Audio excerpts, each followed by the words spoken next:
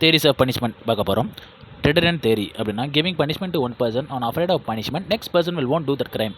அப்படின்னா ஒருத்தருக்கு ஒரு தண்டனை ஒரு கிரைமுக்கு கொடுத்தோம் அப்படின்னா அந்த தண்டனையை பார்த்து மற்ற மனிதர்கள் இந்த மாதிரி கிரைம் பண்ணால் இந்த தண்டனை அப்படின்னு சொல்லி பண்ண மாட்டாங்க. மற்ற மனிதர்கள் ஒருத்தருக்கு தண்டனை ஹெவியாக கொடுக்கறதுனால. ரெண்டாவது, to create some fear in mind, ஒரு பதட்டத்தை கொடுக்கணும் மக்கள் மனதில் இந்த பனிஷ்மெண்ட் இருக்குது அப்படின்னு. அதுக்கடுத்து என்னென்னா person must think of punishment is very scarable, இந்த மாதிரி பனிஷ்மெண்ட் வந்து ரொம்ப பயமாகவும் இருக்கும்னு மக்கள் மனதில் புரிஞ்சுக்கணும். இட் ஷுட் பி வார்னிங், ஒரு எச்சரிக்கையாக இருக்கணும். லாஸ்ட் பாயிண்ட் பாருங்கள், இந்த தேரி வந்து யாருக்கு செட் ஆகாது அப்படின்னா கிரைமை திரும்ப திரும்ப பண்ணுறவங்களும் இந்த தேரி செட் ஆகாது. அது இன்னொரு தேரி தான் செட் ஆகும். அது ரெட்ரிபியூட்டிவ் தேரி அப்படின்னா evil should be return to evil, முள்ளால் எடுக்கிற மாதிரி person who do wrong do it again to them, ஒருத்தர் தவறு எழுத்தாருன்னா மறுபடியும் அவருக்கு திரும்ப கொடுத்தணும். Eye for eye tooth for tooth அப்படின்னு சொல்கிறாங்க. If you have pain on some pain you should given to offender, உங்களுக்கு ஒரு வலி இருந்துச்சு அப்படின்னா அந்த வலியை திரும்ப அவங்களுக்கு கொடுக்கணும். இப்போ ஒருத்தர் அடித்தார் அப்படின்னா மறுபடியும் அடி அப்படின்னு சொல்கிறாங்க. ரெட்ரிபியூட்டிவ் தேரி.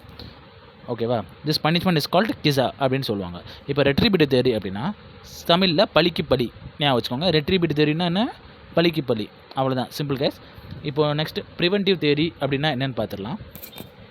ப்ரிவென்டிவ் தேரி அப்படின்னா criminal should not do crimes keeping criminals too long from society, criminal வந்து கிரைம் பண்ணக்கூடாது, அவங்கள சொசைட்டி விட்டு தள்ளி வைக்கணும் அப்படின்னு சொல்கிறாங்க.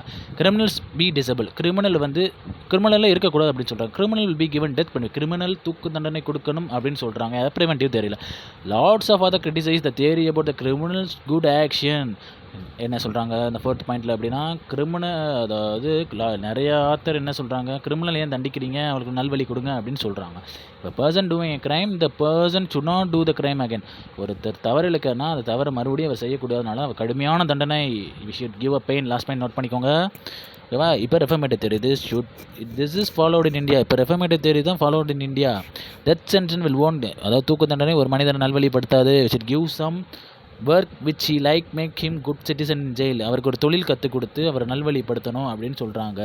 தொழில் கற்றுக் கொடுக்கறனால அவர் ஃப்ரெஷ் மைண்டாக இருப்பார் அப்படின்னு சொல்கிறாங்க. Last point, in prison accused will think, அதாவது இம்ப்ரிசன்மெண்ட்டில் அந்த அக்யூஸ்ட் என்ன திங்க் பண்ணுவார் அப்படின்னா எது நல்லது எது கெட்டது அப்படின்னு யோசிப்பார். அப்படி எப்போ யோசிப்பார்? அவருக்கு ஒரு தொழில் கொடுக்குறப்ப இந்த மாதிரி தொழில் இருக்குது, அவர் தொழிலை கற்றுக்குவார், எது நல்லது எது கெட்டது அந்த மாதிரி கற்றுக்குவாப்பில். அதனால் அந்த மனிதன் நல்ல மனிதன் ஆவாப்பார்.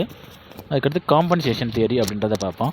காம்பன்சேஷன் தியரி அப்படின்னா the offender not only give punishment and also victim should give compensation.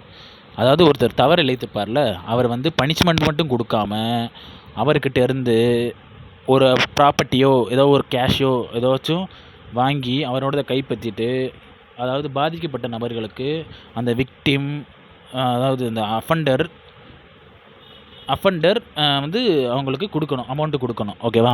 Offender amount கொடுக்கணும். கிரிமினல் ப்ராப்பர்ட்டி, எதுக்கு ப்ராப்பர்ட்டி அக்யூர் பண்ணுறேன் அப்படின்னா பாதிக்கப்பட்டவங்களுக்கு ஏதோ ஒரு எக்கனாமிக் சப்போர்ட், மேரேஜுக்கோ ஏதோ ஒரு இதுக்கு சப்போர்ட்டாக இருக்கும், ஒரு மோட்டிவாக இருக்கும்.